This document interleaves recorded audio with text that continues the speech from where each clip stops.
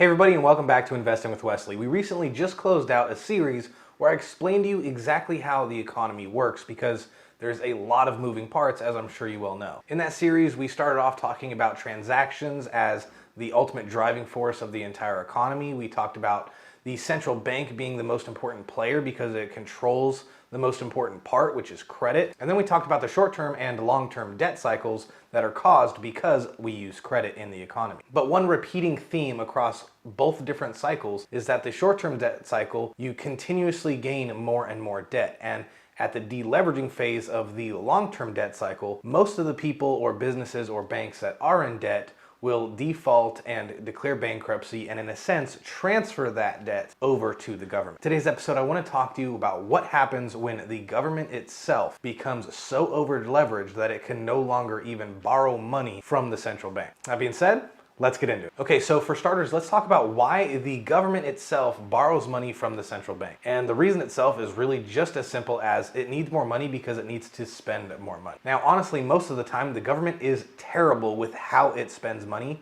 but it knows it needs to spend more money on certain economic stimuluses to do just that, bring us out of a deleveraging phase or bring us out of a recession and help re-stimulate the economy and get us back to growing. And for those of you that don't already know, the government has been borrowing money from the central bank for decades now. It started in 2008 with the global financial crisis and the complete plummet of the US real estate market. Our economy was hit so badly that the central bank had to step in and not only drop interest rates all the way down to zero, not only did the government raise tax, but they also started for the first time quantitative easing. And this is the process of the central bank printing new money and injecting it into the market. Now, you might be wondering exactly how does the central bank do that? Well, there's two different ways. The central bank has what's called open market operations where they can, in a sense, just invest for themselves in their own brokerage accounts because at the end of the day, they are still a bank. But they can also loan that government and, in a sense, purchase government bonds with that. This gives the central government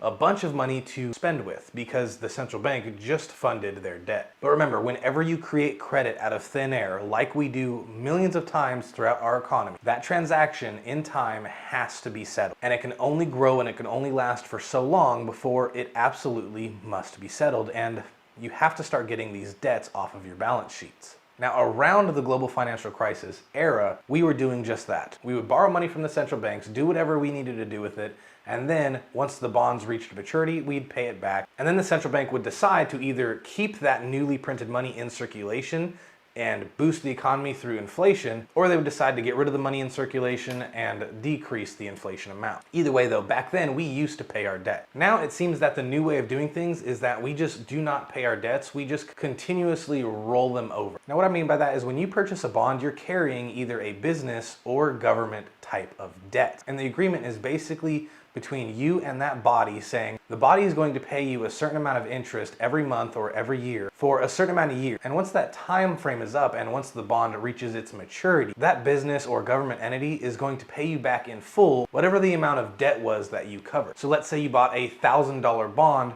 at a 4% coupon. That means you're going to receive 4% interest every single year on that $1,000 bond. And at the end of that bond's life, when it reaches maturity, you're going to get your $1,000 back. And at that point, if you still wanted to remain invested into a bond, you would just have to repurchase a bond. Bonds are a great asset for retirees or people close to retirement because it is a really good producer of fixed income, so it can help you supplement your retirement income. Admittedly, though, the bond market has been completely hammered in recent history because of these super low interest rates that it doesn't really make the interest worth it, but that's just my opinion. The point is, eventually these bonds reach maturity. Well, the government has not been paying the central bank back. Instead, all they've been doing is getting a new loan to pay back that old loan.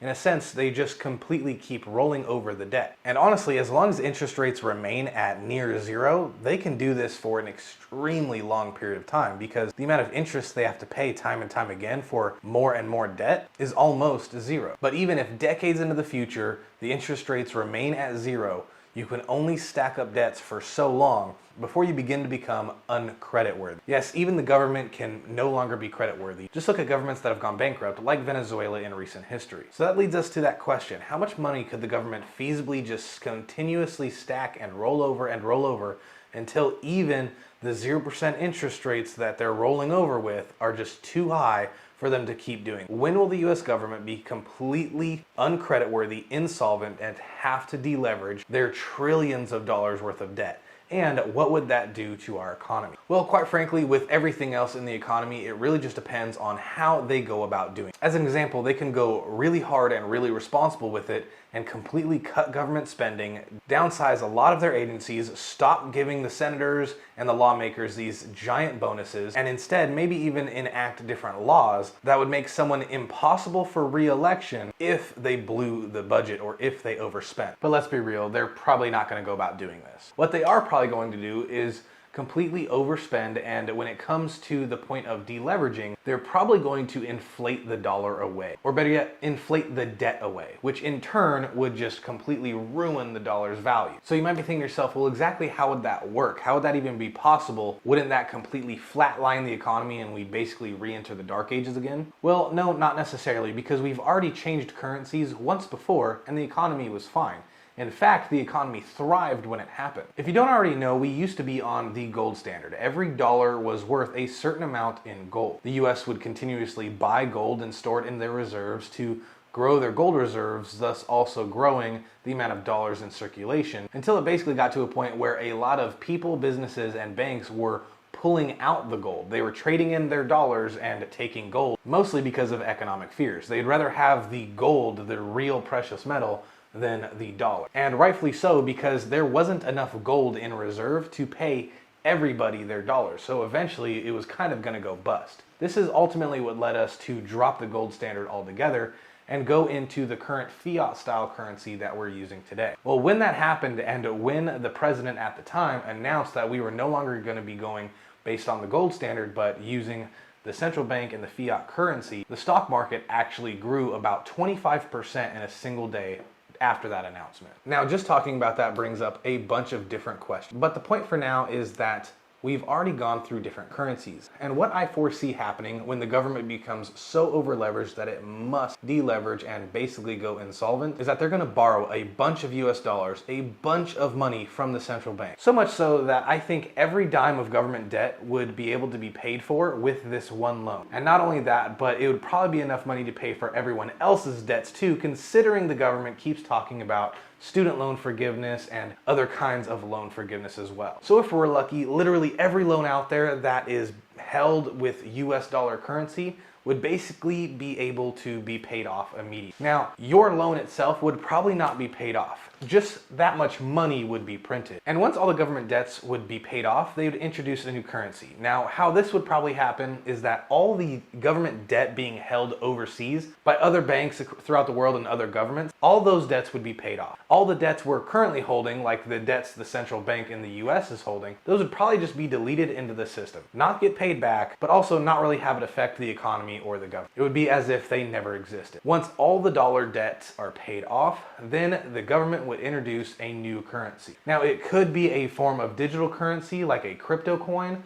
It could be back onto the gold standard. There's really no point in guessing as to what would actually be, but the point is they would introduce a new currency, and it's with that currency that we would resume our banking and economy behavior. Now, the exchange rate between the new currency and the old currency would be so great that for every $1 of the new currency, you could potentially receive thousands or even tens of thousands of the old currency. You could then use that old currency, the old United States dollar, to pay back all of your loans that you actually have outstanding. If you do some research, a lot of third world countries actually do this just without the inflation part. If there's a new regime change or the politics get switched some way, usually they'll introduce a new currency and the old currency will become completely worthless. This happens in a lot of countries all over the world, so it's foolish to believe that it could never happen to us. So now that we know why it could happen, exactly how it would happen and how it would affect you, let's talk about what I think would happen to the economy if it did happen. And honestly, I think what would happen to the economy is a massive hiccup. And what I mean by that is when the government announced that it can no longer carry its debt and it has to deleverage, I think the economy is going to absolutely tank.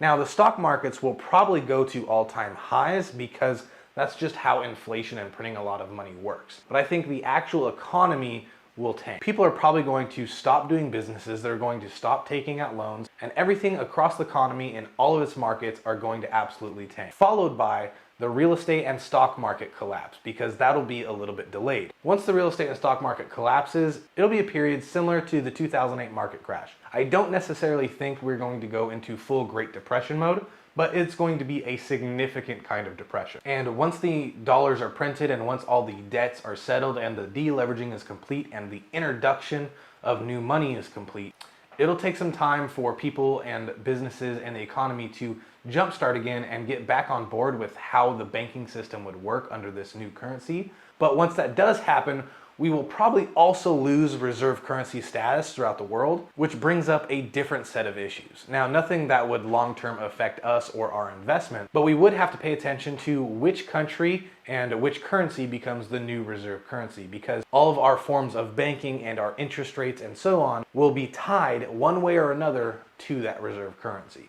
I hope you got value in this video. If you did, please remember to like and subscribe because it really helps this channel grow.